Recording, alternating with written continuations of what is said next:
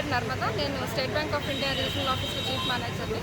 మేము ఇవాళ state bank తరఫున రీజనల్ ఆఫీస్కి సంబంధించిన టౌన్లో ఉన్న అన్ని బ్రాంచ్లు 16 బ్రాంచ్లు అందరం ఇక్కడ వచ్చి ఉన్నాము.